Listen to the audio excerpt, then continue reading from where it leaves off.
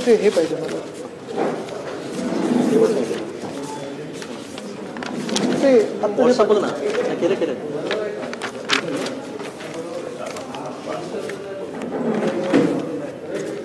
Shirt बदलल्या भूमिका नाही तर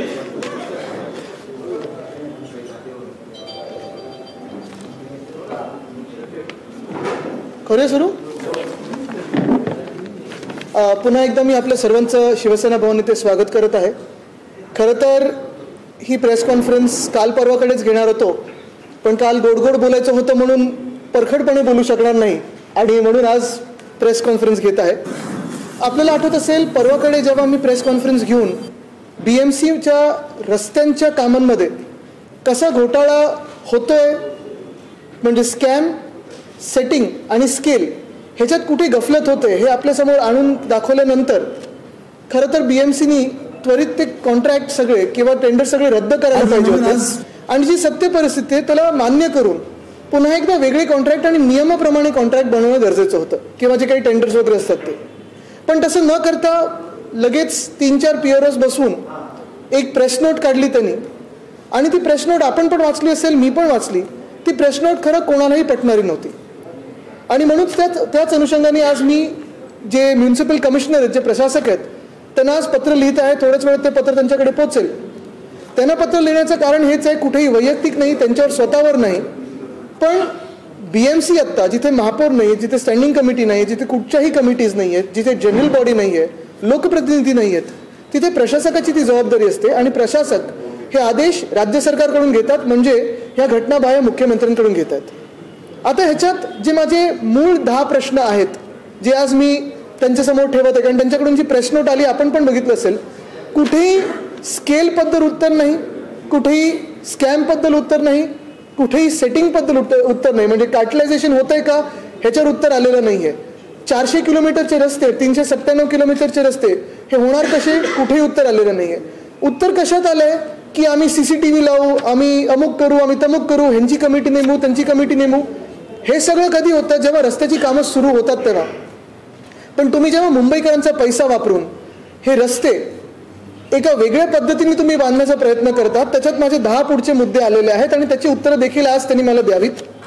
पहिला मुद्दा हाच येतो, पहिला प्रश्न हाच येतो की हे साधारणपणे 400 किलोमीटरचे जे रस्ते आहेत हे प्रपोज कोणी केलेत, हे सांगितलेत कोणी की हे तुम्हाला रस्ते करायचे आहेत. कारण एरवीची पद्धत अशी आहे की नगरसेवक असतील, स्थानिक लोकप्रतिनिधी असतील, आमदार, खासदार, नगरसेवक वगैरे, मूळ हक्क नगरसेवकांचा असतो. ते तिकडच्या वॉर्ड ऑफिसमध्ये असेल, त्यांच्या तिकडच्या स्थानिक कमिट्यांमध्ये असेल, तिथून प्रभाग समितीमध्ये येतं आणि ते सगळे रस्ते जे असतात ते ह्या रोड्स डिपार्टमेंटला येतं, रोड्स अँड ब्रिजेस डिपार्टमेंटला येतं. तर हे जे रस्ते आहेत आता 400 किलोमीटरचे, हे एकंदर कोणी सजेस्ट केलेले आहेत, कोणी सांगितलं, सूचना दिल्यात की हा रस्ता घ्या, हा रस्ता घ्या. काही काही अक्षरशः छोट्या गल्ल्या आहेत, एकदम बारीक गल्ल्या आहेत, जिथे आत्तापर्यंत वर्षानुवर्ष व्हाईट टॉपिंग पण नाही तर ॲस्फॉल्टचा वापर आपण करायचो. आणि जसं त्या दिवशी मी सांगितलं की पेडर रोड असेल किंवा मरीन ड्राईव्ह असेल, हे दोन्ही महत्त्वाचे रस्ते देखील अजूनही आपले ॲस्फॉल्ट मॅस्टिकचे आहेत, 10 वर्षापूर्वी केलेले आणि नीट आहेत. जसं इतर शहरांमध्ये होतं की कुठचाही रस्ता व्हाईट टॉपिंग केला जातो किंवा कॉन्क्रीट केला जातो, तसं मुंबईत होऊ शकत नाही. कारण मुंबईत आपल्या जमिनीखालती, म्हणजे आपल्या रस्त्यांच्या खालती 42 युटिलिटीज आहेत, वॉटर मेन्स आहेत, स्टॉर्म वॉटर ड्रेन्स आहेत, गटारा आहेत.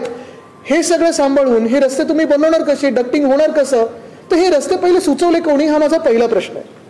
दुसरा प्रश्न आहे की एखाद्या लोकशाहीमध्ये असे रस्ते, म्हणजे एवढं मोठं काम, 400 किलोमीटरचे रस्ते मुंबईसारख्या शहरामध्ये, 6000 कोटीचं काम, हे का प्रशासकांनी मंजुरी देणं, म्हणजे स्वतःच प्रपोज करणं आणि स्वतःच अप्रूव्ह करणं, हे कितपत योग्य आहे. म्हणजे तुम्ही विचार करा, कोणी या हाताने सही करतोय प्रपोज करायला आणि ह्या हाताने एक्सेप्ट करतोय सही करायला. म्हणजे मूळ पद्धतीच चुकलेली आहे की आत्ता कोविड नाहीये, म्हणजे कोविड जरी आकडे काही कंट्रोलमध्ये असले तरी इमर्जन्सी नाहीये, कुठेही लॉकडाऊन नाहीये जसं मागच्या 2 वर्षात होती. आता निवडणुका होणं गरजेचं आहे, कधीही येऊ शकतात.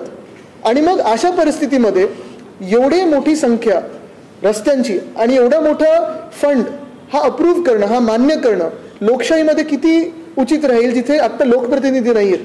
नाहीतर प्रत्येक वेळी आपल्याला माहिती आहे की स्टँडिंग कमिटी असेल, जनरल बॉडी असेल, प्रत्येक पक्षाचा व्यक्ती तिथे असतो, रेप्रेझेंटेशन सगळ्यांचं असतं, पारदर्शकपणे ही सगळी कामं होत असतात. पहिल्यांदा आपल्याला असं दिसतंय की एवढ्या मोठ्या संख्येत कामं होताना हे कुठेही लोकप्रतिनिधींना विचारलं जात नाहीये. हा खरं तिकडच्या आमच्या मुंबईच्या सगळ्या नगरसेवकांचा अपमान आहे, प्रत्येक पक्षाच्या नगरसेवकाचा अपमान आहे. हे त्यांना पटणार आहे का? तिसरी गोष्ट म्हणजे 6,500 कोटी 6,080 कोटी साधारणपणे हे जे आता फंड डायव्हर्ट केलं जातं, 1,700 कोटीचं जे ब्युटिफिकेशनसाठी आहे त्या घोटाळ्यात देखील आम्ही जाणार आहोत, कारण ते सगळे कागदपत्र आमच्या हाती आलेले आहेत. पण हे 6,000 कोटी बजेटमध्ये कसे दाखवणार? कुठच्या फंडातून तुम्ही डायव्हर्ट केलेले 6,000 कोटी आहेत? कारण साधारणपणे जर आपण बघितलं, जे बजेटचं पुस्तक असतं प्रत्येक गोष्टीसाठी वेगळं बजेट मान्य केलं जातं. मग काही काही वेळा आपण बघतो गटारांसाठी असेल, रस्त्यांसाठी असेल, वस्त्यांसाठी असेल, सोशल वर्कसाठी असेल, डिस्पेन्सरीसाठी असेल. जसं आत्ता आपण बघत असाल हिंदुराज सम्राट बाळासाहेब ठाकरे आपला दवाखाना हा आमच्या काळी शिवसेनेच्या काळी मान्य झालेला प्रकल्प होता. उद्धव साहेबांचं स्वप्न होतं. फोटो घटनाबाहेर मुख्यमंत्री आणि उपमुख्यमंत्री लावतात. ठीक आहे, त्याच्यावर मला काही जायचं नाहीये, पण तरी ते जरी असलं तरी तुम्ही कुठच्या स्कीममधून एवढा मोठा पैसा डायव्हर्ट करणार आणि इथे दाखवणार? तुम्ही बजेटमध्ये कसं दाखवणार आहात? चौथी गोष्ट सगळ्यात महत्त्वाची हीच राहते की हे सगळे जे 400 किलोमीटरचे जे रस्ते आहेत, 6,000 कोटीचं काम आहे, त्याला तुम्ही टाईमलाईन काही दिली आहे का? कारण त्यांच्या प्रेस नोटमध्ये कुठेही टाईमलाईन दिसत नाहीये. आपल्याला आठवत असेल आत्ताच्या अधिवेशनात जेव्हा काही मला वाटतं भाजपच्याच आमदारांनी प्रश्न विचारले की जी मार्च 2022 मधली कामं आहेत ती अर्धवट राहिलेली आहेत, कधी पूर्ण होणार? तेव्हा मुख्यमंत्र्यांचं रिटर्न उत्तर आहे, लेखी उत्तर आहे की त्याला कालावधी साधारण पावसाळा सोडला तर 18 ते 24 महिन्यांचा असतो.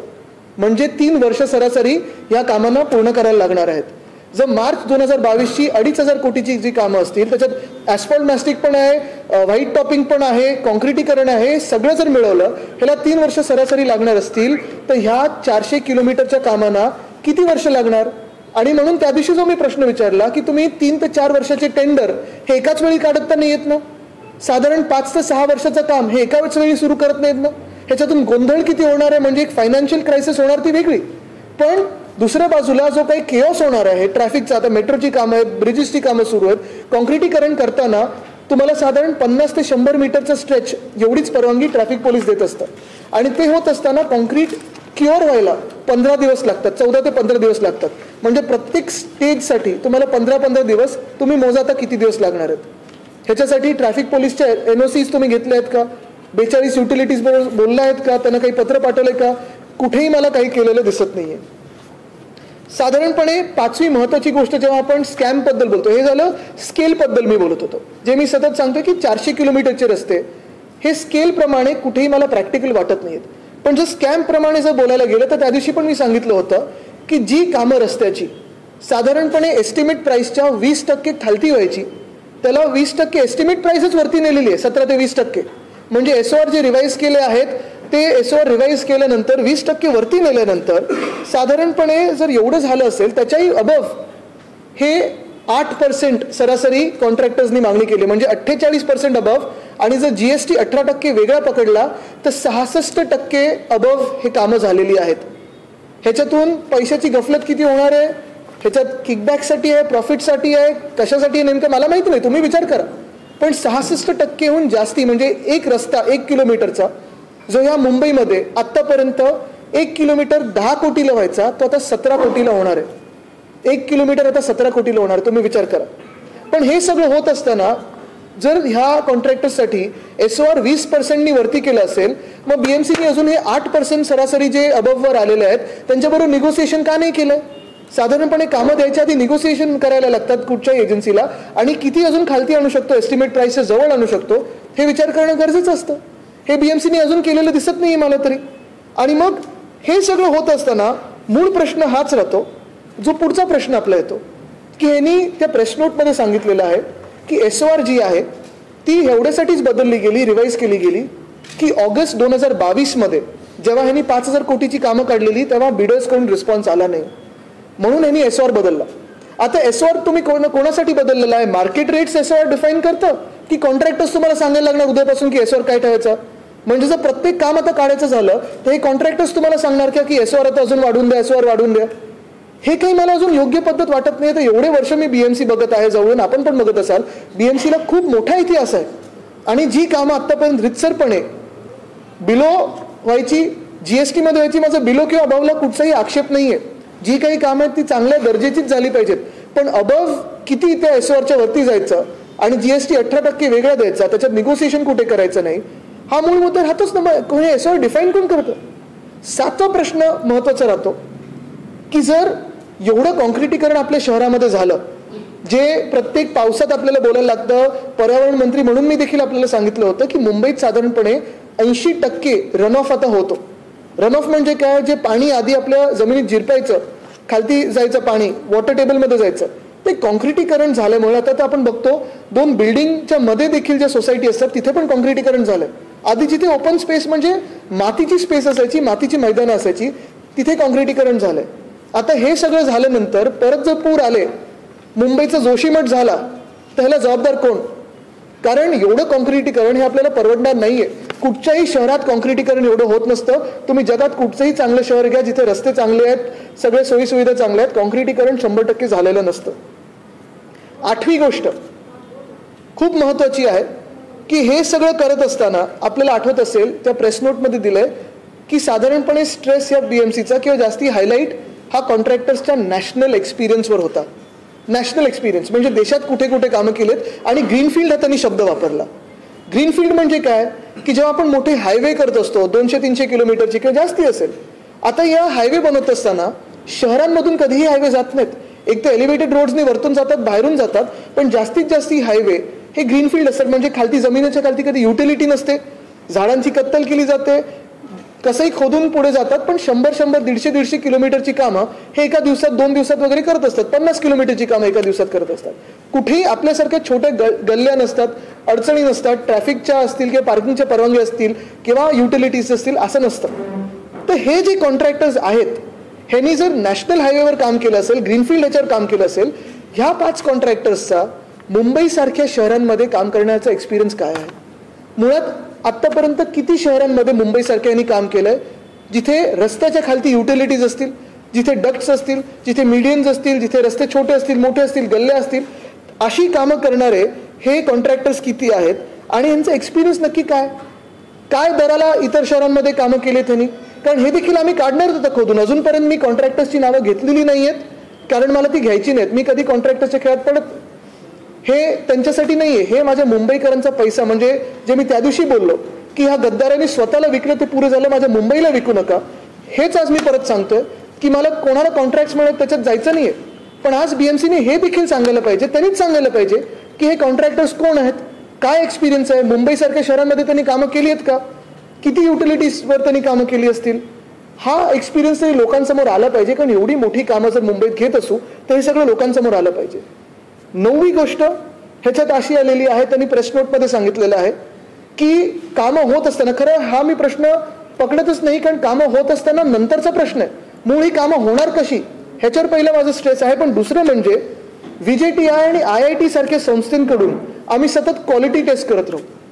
आता मी हे असेंब्लीमध्ये देखील बोललेलो होतो की एका गोखले ब्रिजसाठी ह्या दोन्ही संस्थांचे जे रिपोर्ट्स आहेत ते बीएमसीने डिसरिगार्ड केलेले आहेत. म्हणजे एका ब्रिजसाठी ज्या संस्थेनं ह्यांनी पकडलं नाही, क्वालिटी यांची घेतली नाही, यांचा रिपोर्ट घेतला नाही, हे 400 किलोमीटरच्या रस्त्यांसाठी ह्यांना काय रिगार्ड देणार आहेत, काय भाव देणार आहेत? आणि हा प्रश्न आपण सगळ्यांनी मुंबईकर म्हणून विचार करणं गरजेचं आहे की जो आता अंदाधुंद कारभार चाललेला आहे गेल्या 6 महिन्यात, प्रशासकावर जो दबाव असेल की जे हुकुमशाहीचं सरकार, हे खोके सरकार बघून बसलेलं आहे बीएमसीमध्ये, मुंबईकरांचा जो पैसा आहे तो लुटला जातोय, त्याच्यात असा सगळा घोळ हा लोकांसमोर आल्यानंतर कदाचित ही कामं रेटून नेण्याचा प्रयत्न करतील.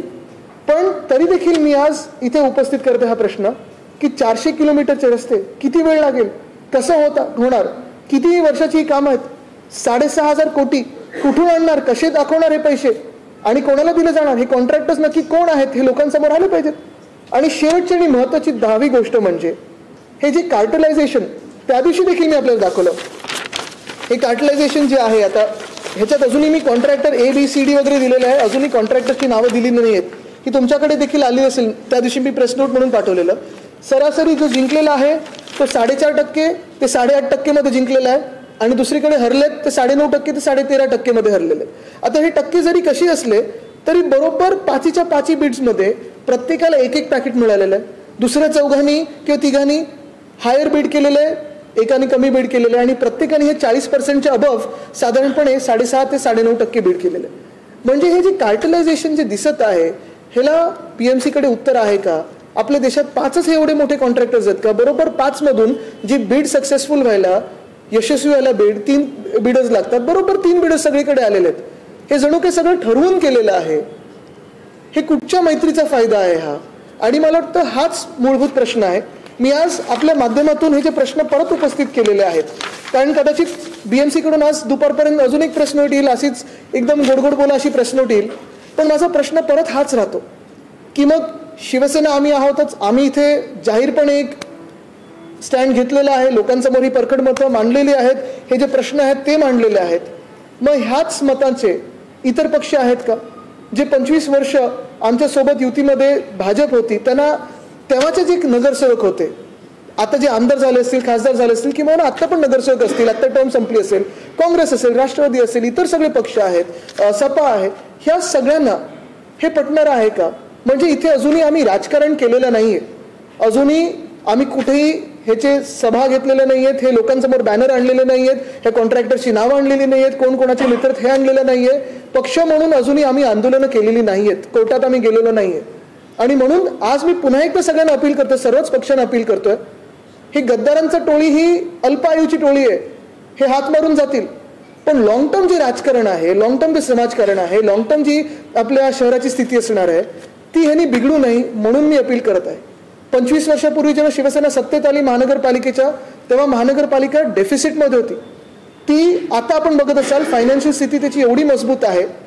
आपण प्रत्येक वेळा बघाल, प्रत्येक टर्ममध्ये लोकहिताची कामं केलेली आहेत, रस्ते असतील, पाणी असेल, अनेक वेगळे उपक्रम केलेले आहेत. BSTचा दर हा फ्लॅट फेअरवर ठेवलेला आहे अजूनही.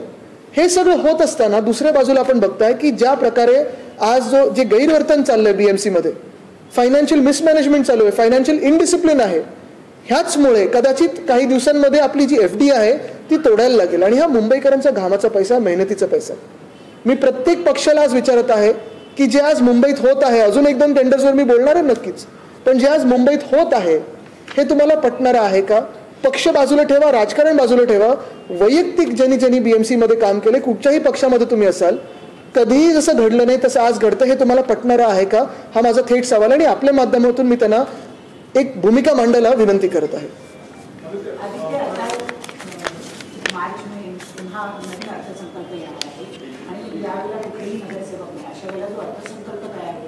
त्याला अर्थ काय राहणार? त्या संकल्पाला अर्थ काय राहणार? कारण आपण जो प्रश्न विचारतो तो खूप महत्वाचा आहे. कुठच्याही लोकशाहीमध्ये पैसा कसा वापरला जातो हा लोकप्रतिनिधी ठरवतात.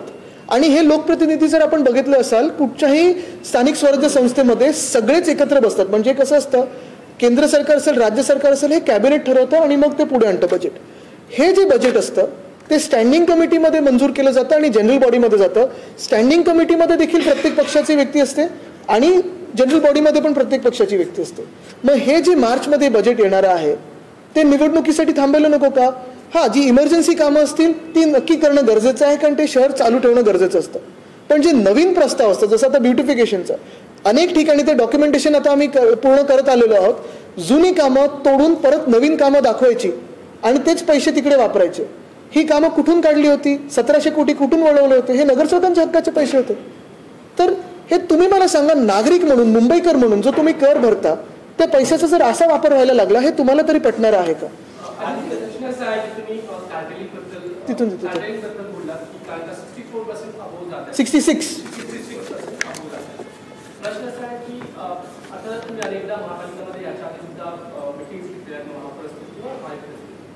असे काही कॉन्ट्रॅक्टर्स तुमच्या संपर्कात आहेत का ज्यांना तुम्ही सजेस्ट करू शकाल की यांना पुढे घेतलं पाहिजे, म्हणजे चांगले रस्ते बनवतात आणि यांचा अनुभव महापालिकेसोबत चांगला राहिलेला आहे आणि असं एक सुद्धा कॉन्ट्रॅक्टर माझ्या कोणी टचमध्ये नाही. कारण मुळात मी कॉन्ट्रॅक्टर्सना मीटिंगमध्ये बोलवायचंच नाही. आपण सगळे मीटिंगमध्ये असायचं, सगळे अधिकारी असायचे, लोकप्रतिनिधी असायचे आणि माझं काम एवढंच होतं की इथून इथे रस्ता झाला पाहिजे. जसं ईस्टर्न फ्रीवे तुम्ही CP ऑफिसपर्यंत खेचा, थैसर ते मीरा भाईंदर रस्ता असेल, नरिमन पॉईंट ते कफ परेड रस्ता असेल, कोस्टल रोड असेल, वर्ली शिवडी कनेक्टर असेल, ह्या सगळ्या एजन्सीजना आम्ही प्रत्येक बुधवारी घेऊन बसायचो. मुंबई ट्रॅफिक पोलीस असेल. पण एक नक्की आहे की जर तुम्ही मुख्यमंत्र्यांचं उत्तर पाहाल हाऊसमधलं, त्यांनी उत्तरामध्ये पण सांगितलेलं आहे की आतापर्यंत जे कॉन्क्रिटीकरण झालेले रस्ते आहेत तिथे कुठेही खड्डा दिसलेला नाहीये. येतो इथून इथे येतो असं.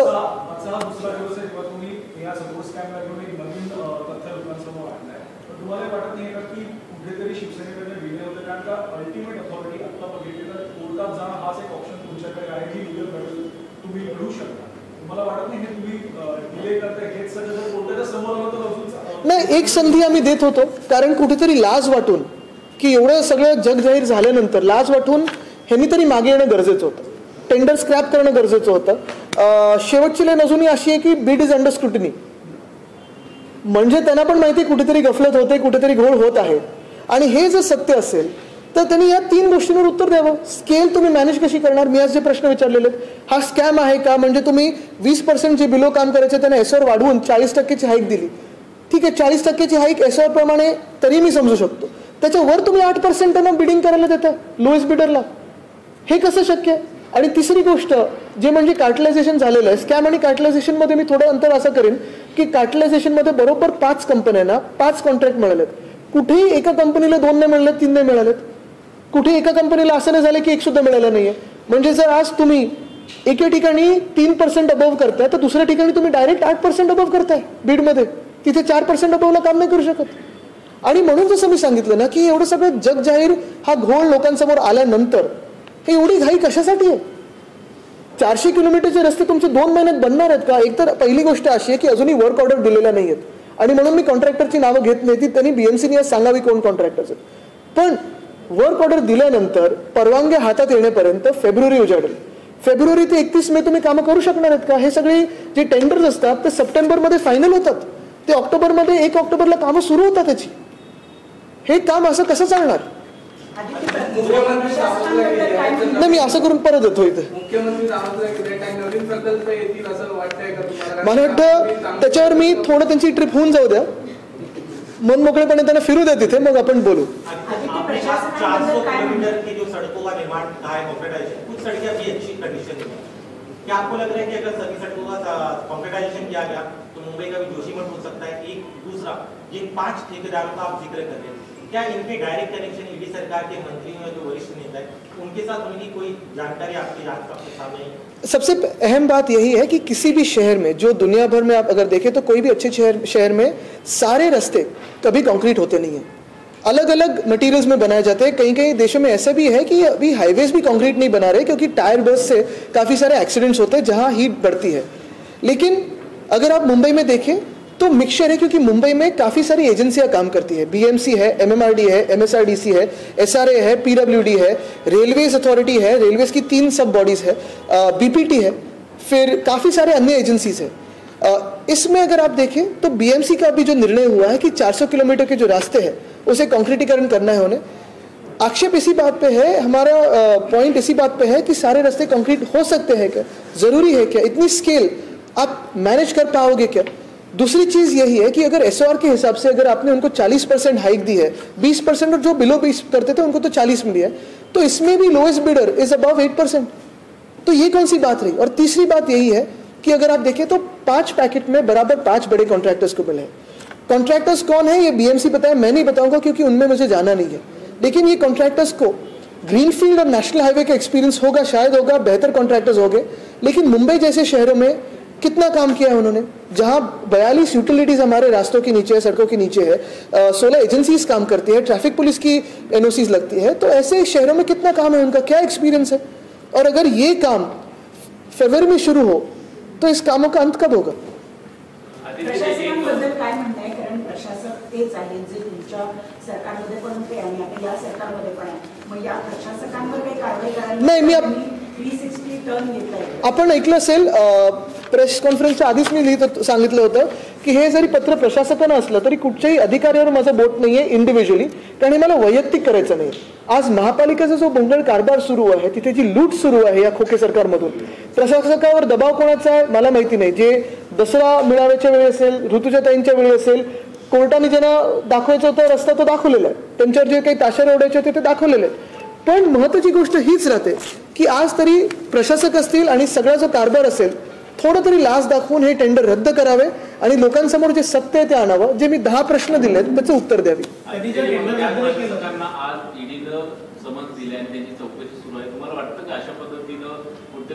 मी तरी अशी धमकी काही त्याने दिली नाहीये. ते टेंडर जर रद्द नाही झाले तुमच्या मागणीप्रमाणे तर तुम्ही न्यायालयात आव्हान देणार? आता पहिली गोष्ट ही आहे की हा नंतरचा प्रश्न आहे. जसं मी सांगितलं की आता एवढं सगळं ठळकपणे मी तुमच्यासमोर आणलं नंतर तरी हे रेटून देणार आहेत का? मग ह्या खोके सरकारचे जे मित्रपक्ष भाजप त्यांच्यातून जे नगरसेवक एकेकाळी होते जे आता आमदार खासदार झाले असतील मोठ्या पदांवर गेले असतील किंवा आज जरी नगरसेवक टर्म संपल्यानंतर म्हणजे ते समाजसेवा करत असतील, मुंबई प्रेमी जे सगळे पक्ष आहेत किंवा सगळे राजकीय लोक आहेत त्यांचं मत काय आज तुम्ही त्यांच्याकडून जाणून घ्या, मग मी माझं पुढचं पाऊल सांगेन.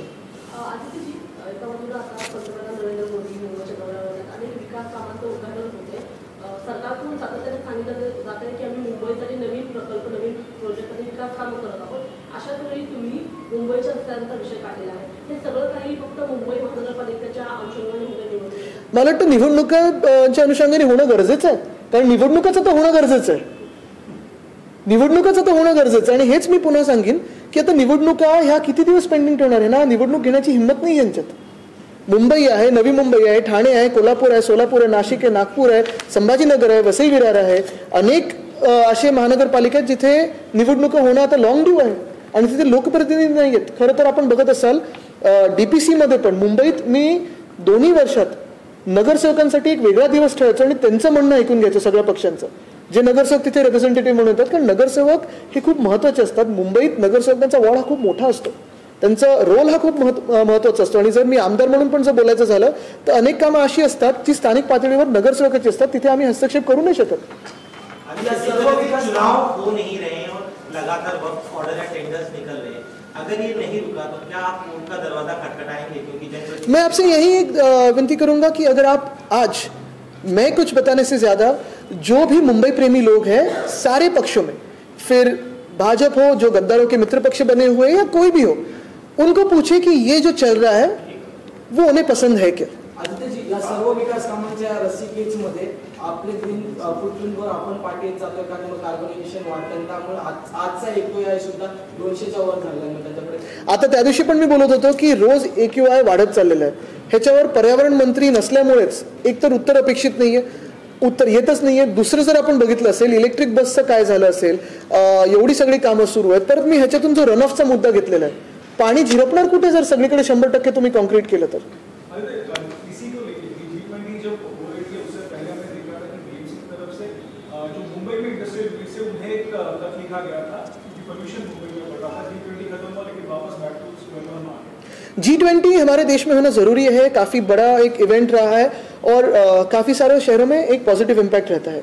लेकिन अगर आप मुंबई की बात करें, पूना की बात करें, तो दोनों शहरों में मुझे यही दिखाई दिया कि जो लोगों को तकलीफ होती थी वो G20 के समय में थोड़ी कम हुई थी, क्योंकि कंस्ट्रक्शन वर्क हो जो अगर आप देखें तो सारी जगह AQI जो खराब है. पूना में तो मैंने ये भी पढ़ा था कि जो मेट्रो का काम चल रहा है उससे जो ट्रैफिक की समस्या बढ़ रही है वो मेट्रो का काम रुकाया गया था. यानी अतिथि देवो भव ये तो हम मान्य करके ही चलते हैं और वो होना भी चाहिए. लेकिन जो हमारे यहाँ की जनता है, जो स्थानिक जनता है, उनके लिए भी अगर ये ट्रैफिक की थोड़ी सुविधाएं बढ़ाई जाए, ये जो AQI करके जो चीज़ होती है उसे टेक्निकली स्टडी करके जो सोर्स होता है, मैं ये नहीं कह रहा हूँ कि कंस्ट्रक्शन ही सोर्स है, कभी कभी व्हीकुलर पोल्यूशन हो सकता है, कभी कभी कंस्ट्रक्शन हो सकता है, लेकिन हर एक का एक प्रमाण होता है. अगर उस प्रमाण से जाए, जो हमने मुंबई क्लाइमेट एक्शन प्लान बनाया था उसके हिसाब से जाए तो मुंबईकरों के लिए सुविधा और लाइफस्टाइल काफी अच्छी हो सकती है. आज वेगळा प्रश्न नाही, आज रस्ता.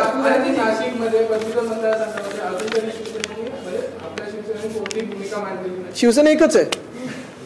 नाही बघा, एक आहे निवडणुकीबद्दल आता मी बोलणार नाही, कारण मला आपल्या माध्यमातून माझा तरी फोकस लोकांसमोर जो आहे तो ह्या रस्त्यांच्या घोटाळ्यावर ठेवायचा आहे. कारण एक आहे, जसं मी सांगितलं, स्केल, स्कॅम आणि सेटिंग, ह्या 3 गोष्टी लोकांसमोर जाणं गरजेचं आहे. कारण आम्ही सगळे मुंबईकर म्हणून ह्याच्यावर दररोज काम करत असतो आणि आमच्या घामाचा पैसा हे आज लूटमारमध्ये चाललेला आहे. जे निवडणुकीबद्दल आहे, निवडणुकीबद्दल जर बोलायचंच झालं तर चला महानगरपालिकेची निवडणूक घेऊन टाका ना. जे 40 गद्दार आहेत तिथे निवडणुका घ्या, 13 गद्दार खासदार आहेत तिथे निवडणुका घ्या, पण निवडणुका घेण्याची हिंमत नाही आणि नुसतं तिथून पुढे सोडले जातात. एक शेवटचं, मुंबई महानगरपालिकेपुरती मर्यादित आहे.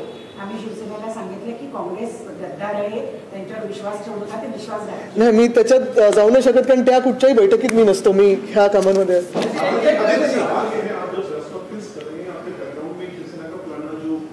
डिसाइड नहीं हुआ चुनाव और आने वाले 2 दिन में ऐसा अंदाजा लगाया जा रहा है चुनाव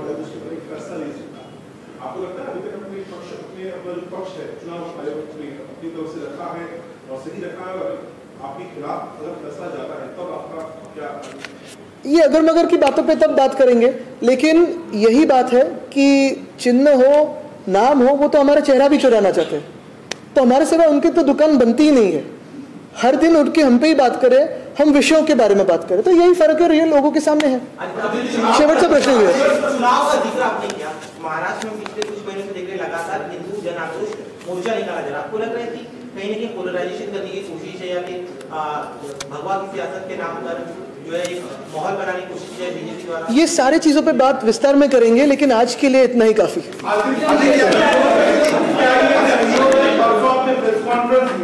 और इकबाल सिंह चहल की को ईडी की नोटिस आई, आज की प्रेस कॉन्फ्रेंस के बाद भी कुछ हो सकता है?